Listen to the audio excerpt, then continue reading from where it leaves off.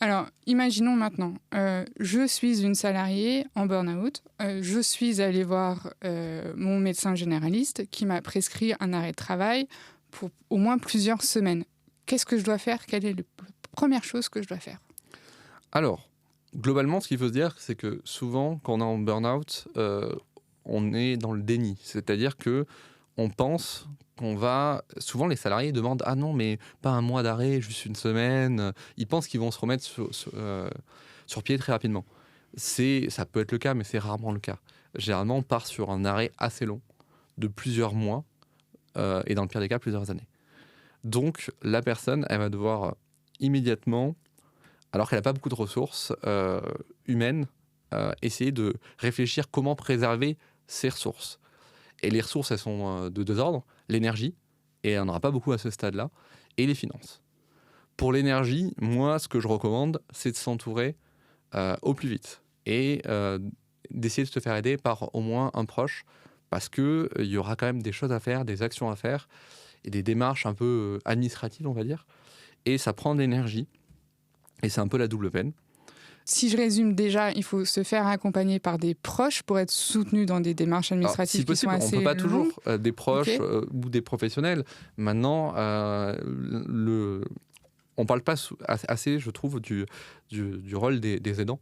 Ouais. Parce que comme c'est pas une maladie physique, on n'imagine pas forcément qu'il faut des aidants, comme une personne Mmh. qui aurait un handicap ou qui aurait une jambe, cassée, enfin, les 2 jambes cassées momentanément, qui aurait besoin de l'aide dans la vie quotidienne. Mais en fait, une personne en burn-out, c'est pareil. Elle a besoin que, elle a peu d'énergie. Donc il faut absolument qu'elle préserve ses ressources, et donc il faut, si possible, pour tout ce que je vais dire après de ce qu'il faut faire, si elle peut se faire aider, c'est l'idéal.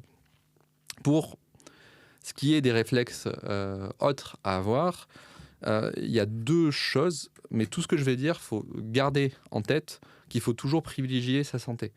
Parce que moi, j'ai plein de personnes qui viennent me D'accord. voir, je leur donne les conseils de tout ce qu'on peut faire pour plus tard, et ce qu'il faut, c'est pas que, par exemple, la recherche de preuves ou ce genre de choses qui peut toujours servir pour plus tard, la sauvegarde des preuves, ce dont je vais parler, il faut pas que ça prenne le pas sur la santé. Donc Très important. se faire, accompagner ou en tout cas être soutenu par son Oui, entourage dès qu'on peut, et aussi avoir un cadre pour un potentiel c'est contentieux ou pour en ça tout qu'il cas faut des discussions avec c'est pour ça son que employeur et donc il faut, pardon, mais quand on a un arrêt maladie pour burn-out, c'est souvent pour plusieurs mois. Ça peut être très long oui, et il y a les questions financières. oui, oui, Est-ce qu'on est mais payé pendant justement, ce c'est temps-là? pour ça qu'il faut, c'est là où je voulais en venir, c'est qu'il faut faire les choses dans l'ordre.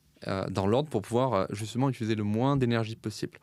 Donc la première chose, c'est voir comment survivre pendant l'arrêt de travail. Parce que, en arrêt de travail, on a enfin, l'indemnisation d'un arrêt de travail est, bien inférieure au salaire. C'est-à-dire, c'est à peu près la moitié du salaire, et encore. Pour les personnes qui ont des, rémunérations élevées, les indemnités de journalières de sécurité sociale sont plafonnées. Donc, on va avoir une chute normalement de salaire qui est très importante. Seulement, il y a 2 dispositifs pour compenser ça. Il y a le maintien de salaire et, potentiellement, une prévoyance. Maintien de salaire, selon la convention collective, il va être plus ou moins long, il va dépendre de l'ancienneté de la personne, de la classification de la personne, mais en tout cas, il y a toute une période après l'arrêt de travail où on va avoir un pourcentage du salaire qui doit être maintenu par l'employeur pendant une durée plus, ou moins longue. Donc il Ensuite, faut pardon, mais il faut se renseigner sur sa convention collective dans ce cas-là, pour savoir si le maintien de salaire est prévu par la convention collective ou dans tous les cas, ce maintien de salaire est prévu? alors il y a un maintien de salaire légal et un maintien de salaire OK, conventionnel, mais le principe, c'est d'abord de regarder ce qu'il y a dans la convention, après d'accord. de regarder ce qu'il y a dans la loi. Euh, voilà, c'est le plus simple. Ou plus simple, encore, interroger le service paye de l'entreprise. D'accord. Euh, En tout cas, premier dispositif, le maintien de salaire. Et à l'expiration du maintien de salaire, potentiellement, si vous avez une prévoyance dans votre entreprise, qui est le cas assez fréquemment, notamment pour les cadres, euh, potentiellement, elle va pouvoir vous maintenir votre salaire, après ce relais de prévoyance, enfin après une période de franchise. Donc, pour moi, la première urgence, c'est d'évaluer, ou de se faire aider, là par un professionnel, par exemple un avocat, ou par ses proches, évaluer, en gros, nos ressources financières et au global. C'est-à-dire qu'il faut faire le tour de, bah, mon salaire, est-ce qu'il va être maintenu? à quelle hauteur, pendant combien de temps, est-ce que je peux survivre avec ce maintien de salaire? Si j'ai pas de maintien de salaire, combien de temps je peux rester en, En arrêt maladie. en arrêt maladie? Parce que ça va conditionner la stratégie et les ressources qu'on déploie. Moi, par exemple, si la personne n'a pas les moyens de vivre et de payer, par exemple, son équipe médicale, je refuse de la prendre en accompagnement. Parce que je considère que le juridique doit venir après le médical. Et que la priorité, ça va être de pouvoir garder ses ressources financières pour pouvoir se soigner. Parce qu'in fine, il faudra reprendre un emploi. L'arrêt maladie, c'est pas à vie. À tout moment, la CPM peut y mettre fin. Et quand on se retrouve au chômage, on doit être capable de trouver un emploi. Donc c'est important de retrouver sa capacité d'emploi, donc de se soigner. Donc, ressources financières, faire le point en premier sur les ressources financières. Et après, si on peut, si on a de l'énergie, mettre de côté ses preuves si à un moment il y aura un contentieux au moment de la sortie, une négociation à faire ou autre. Mais je dis, c'est pas l'urgence immédiate parce qu'il faut préserver ses ressources.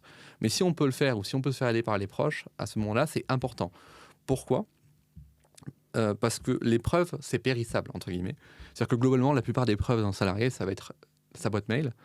Et pendant son arrêt, à un moment ou un autre, si l'employeur il est un minimum renseigné, un minimum diligent pour lui, pour se protéger, il va couper les accès à la boîte mail.